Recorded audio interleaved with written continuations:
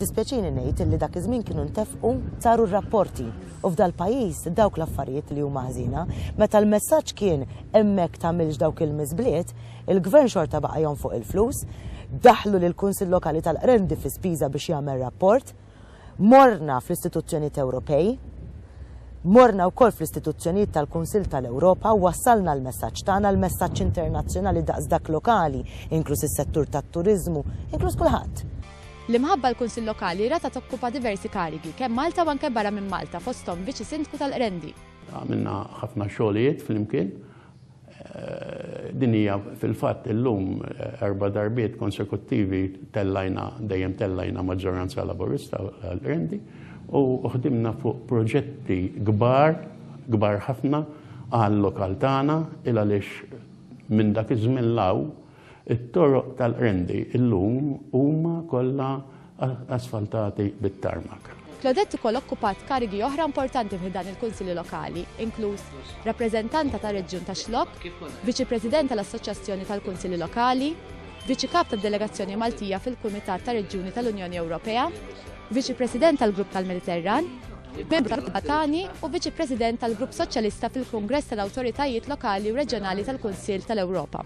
F'daw l-aħħar 4 snin naħdimt ħafna u hekk magħha, naf il-kapaċità li għandha, naf l-abilità li għandha, naf id-determinazzjoni li għandha u allura żgur illi fl-opinjoni tiegħi għandha validità kbira illi Claudette Abela Baldacchino tkun tista' tagħti s-servizz tagħha ġewwa il-Parlament Ewropew għaliex hija xi ħaġa li mhux biss hija għall-qalba imma hija xi ħaġa żgur illi se sarrafa u dana ninkoraġġih jien għal fatt illi fl-esperjenza li kelli magħha naf id-determinazzjoni tagħha. Kull fejn kienet, kemm kien l-impenn, jekk hux żgħir, jekk hux ftit aktar qiebes, jekk hux wieħed fuq bażi nazzjonali, dejjem tat l-impenn totali tagħha, dejjem tidħol għall-biċċa xogħol b'serjetà kbira, b'impenn kbir u ma taqafx qabel tasal. F'anqas minn 24 xahar Claudette Abela Baldacchino ngħatat darbtejn il-fiduċja mill-Grupp Soċjalista Ewropew biex tħejji dokumenti importanti bit-tema ta' Ewropa Soċjali. L-ewwel proġett kien dak ta' tħejja tar-rapport tal-Kummissjoni Ewropea u l-Parlament Ewropew dwar il-ħtieġa tal-ugwaljanza. Li mbuttajtu l-qudiem huwa illi rridu nagħtu messaġġ minn fuq. U jiena flimkien ma' Soċjalisti Ewropej mill-Parlament Ewropew naħdem biex ikollna kummissarju għall-ugwaljanza. Ġan tal-qalba ħafna, speċjalment l-ugwaljanza tan-nies u affarijiet bħal dawn.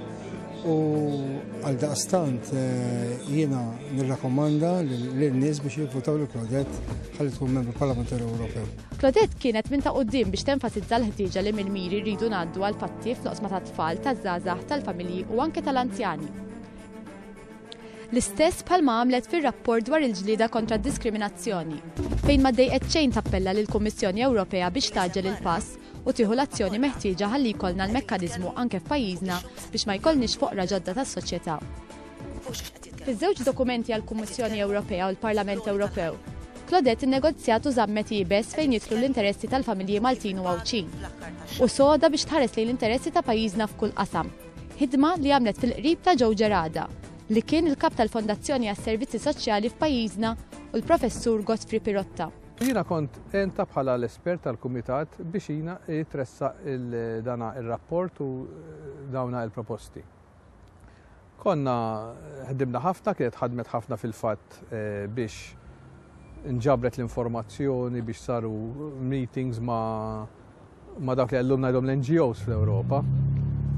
U dawn il-meetings spiċċaw biex ħareġ dokument li il-Kumitat tar-Reġjuni kien approva unanimement. Dokumenti li ġibdu l-attenzjoni ta' organizzazzjonijiet u entitajiet internazzjonali, fosthom ukoll tal-Kummissarju Ewropew responsabbli mill-politika soċjali Vladimir Spidla, li miegħu Claudette tiltaqa' darbtejn biex tiddiskuti triq il quddiem jekk verament l-Ewropa trid tkun biex lin-nies u tpoġġi lin-nies l-ewwel. Claudette Abela Baldacchino sia stata un eccellente membro del Comitato delle Regioni, molto attiva su molti temi, con un forte impegno sulla presenza delle donne nelle istituzioni europee e in genere in politica e quindi anche il Parlamento europeo potrà fare la stessa cosa. Sarebbe bello avere tra i deputati europei di Malta una donna e avere una donna che già conosce le istituzioni europee, che ha dimostrato di sapersi battere sia per le questioni europee importanti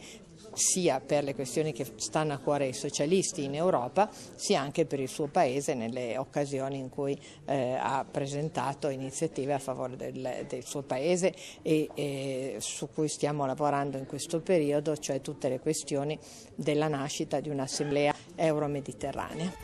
Sena ilu, is-Soċjalisti Ewropej fdaw fidejn Claudette il-koordinazzjoni tal-Manifest tas-Soċjalisti Ewropej għall-elezzjonijiet tal-Parlament Ewropew għal Ġunju li ġej.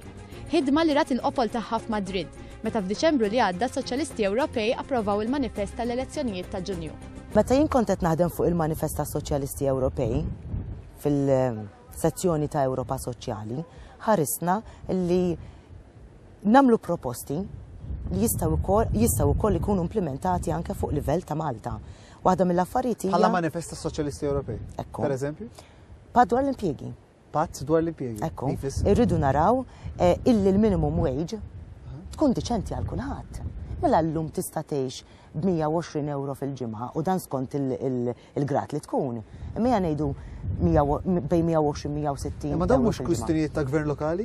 U ma kwistjonijiet ta' gvern lokali, ma fl-istess ħin aħna rridu naraw li d-direttivi li joħorġu minn Brussell ikunu jinkludu klawżola soċjali li tħares l-impatt, pereżempju kwistjoni tal-enerġija.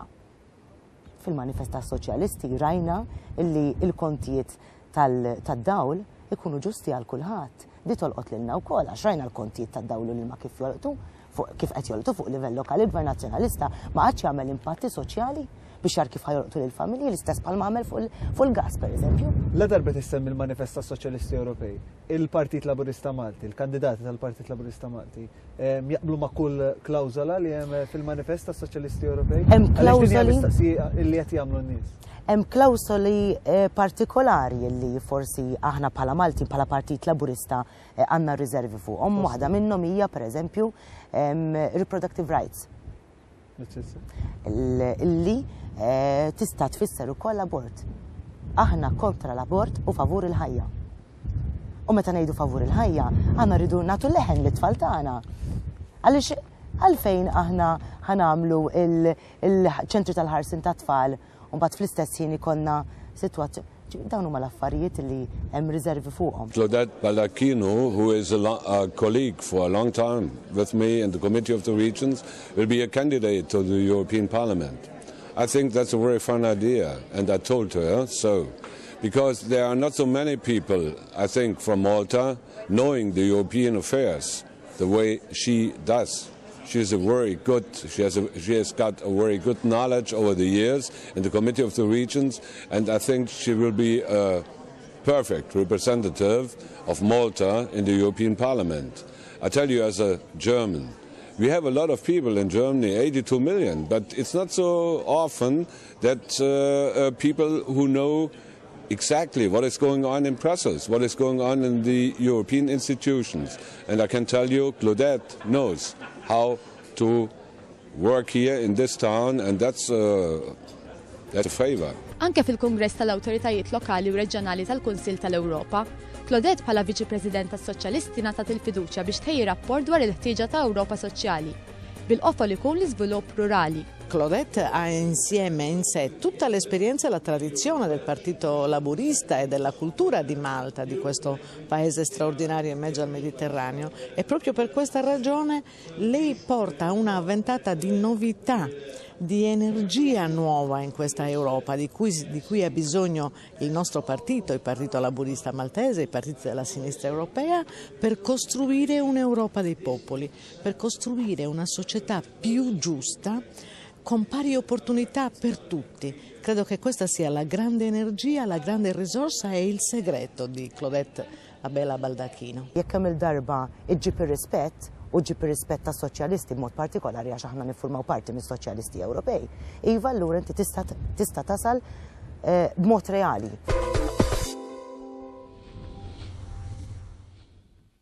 L-Ewropa Soċjali hija l-qalb ħafna u mhix bis-tema u mhix bis-slogan. Jien il-background tiegħi anke mill-università huwa l-politika soċjali. F'dal pajjiż, apparti li fil-pajjiżi membri l-oħrajn ukoll teżisti, ma f'dal pajjiż f'Malta tagħna għandna familji li qed ibatu. Jien qed nara li qed tikber aktar il-faxxa ta' dawk in-nies li qed jiġu mċaħda u esklużi soċjalment. Fost dawn hemm it-tfal hemm il-familji, hemm dawk li għandhom aktar minn 45 sena u qegħdin jispiċċaw bla xogħol, hemm dawk il-ħaddiema li qegħdin jiġu impjegati b'kuntratt ma jafux jekk hux l-għada filgħodu ħajmorru għax-xogħol u l-min ħaddimhom jgħidilhom ippakjaw itlaq.